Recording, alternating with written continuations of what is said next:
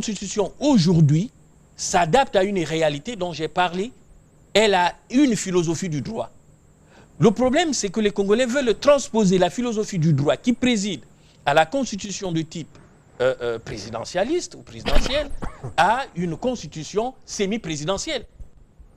C'est là où nous faisons le débat. Aujourd'hui, nous avons reconnu qu'il y a une sorte d'omniscience du chef de l'État. C'est lui, c'est son gouvernement. Est-ce normal? S'il vous plaît. Mais bien sûr, le Congolais l'a accepté au moyen de la Constitution de 2002. Il ne faut quand même pas prendre le peuple congolais pour des nabots. Est-ce qu'on peut dire que l'honorable Saï en 2002 avait voté pour cette Constitution? Ce qui importe aujourd'hui, ce n'est pas l'individu Honoré Saï qui compte. Lorsque l'ensemble du peuple congolais a voté pour une Constitution, elle s'applique à tous. Vous n'allez pas chercher quelqu'un qui viendra dire non, moi je n'ai pas voté telle Constitution, je ne veux pas la respecter. Non. La Constitution adoptée par le peuple congolais souverain, c'est la Constitution de 2002. Aujourd'hui, elle nous apporte tout ce que nous cherchons. Nous dormons en paix, nous circulons normalement, les villages se construisent, les étages, les bureaux et tout se construit. Nous avons aujourd'hui des gens qui n'emmerdent pas le gouvernement. Ça se fait. Le problème qui se pose, c'est quelle est finalement la capacité de la personne de mettre en musique toute l'action gouvernementale.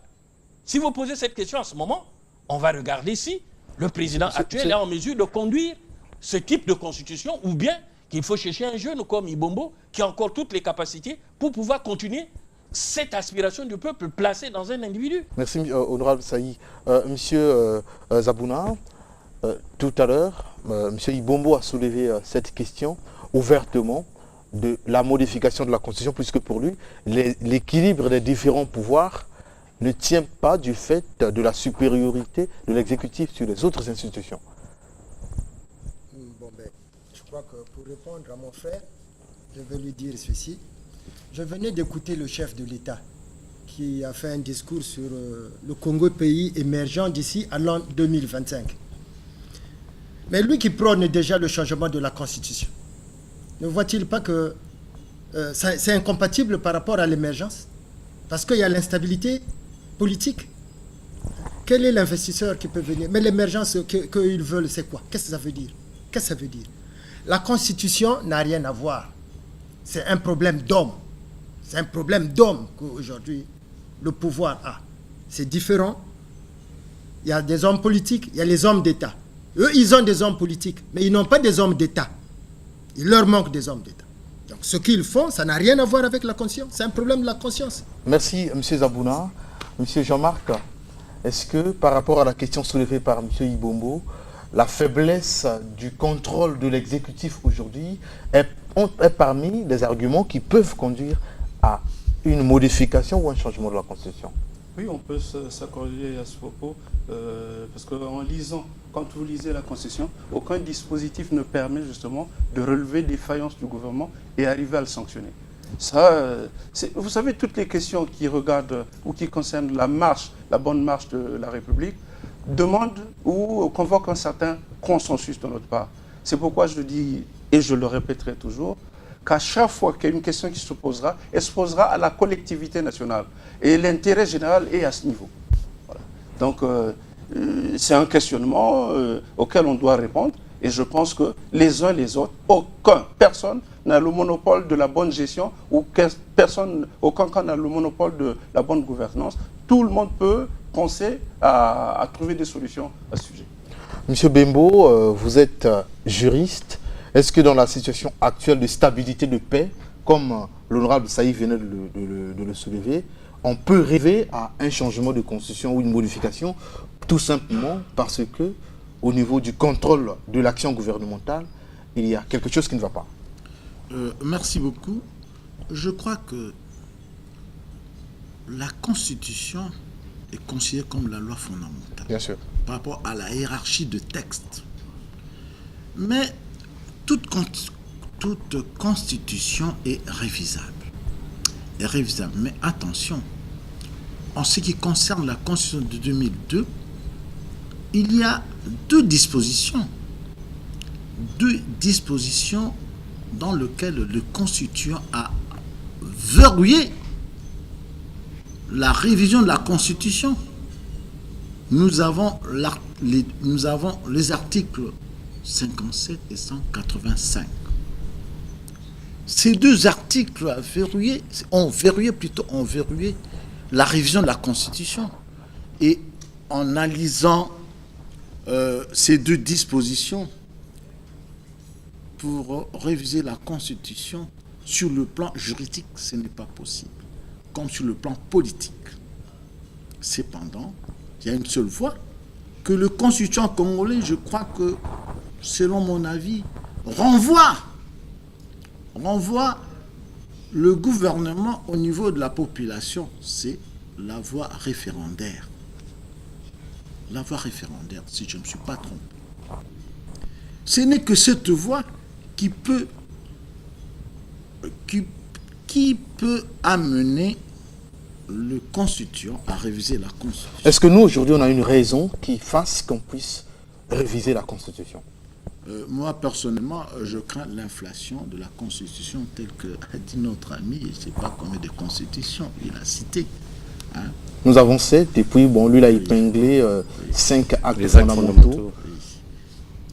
Voilà, la crainte, c'est ça. Parce que la Constitution, en tant que loi, doit avoir un caractère impersonnel. Bien sûr. Peut s'appliquer à n'importe qui. Oui. Qui sera, bien sûr, ou bien ceux qui auront la chance de gouverner. Il ne faut pas que la Constitution soit élaborée sur mesure. Non.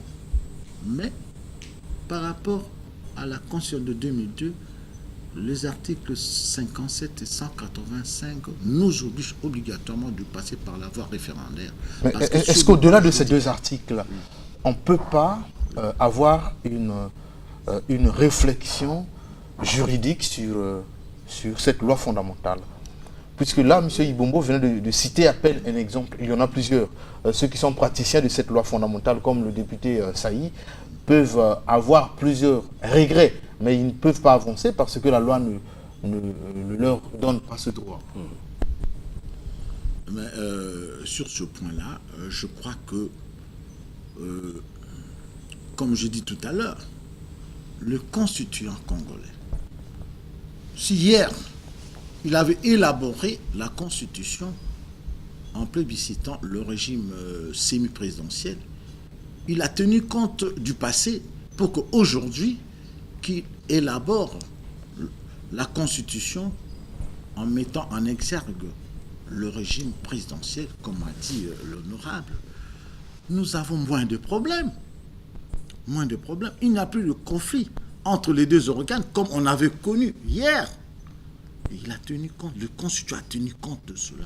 Monsieur Ibombo, oui, rapidement. Oui, non, je rebondis sur ce qu'a dit l'honorable. Il a dit quelque chose qui me touche encore. Il a dit, avec cette constitution, nous avons la paix. Je suis d'accord.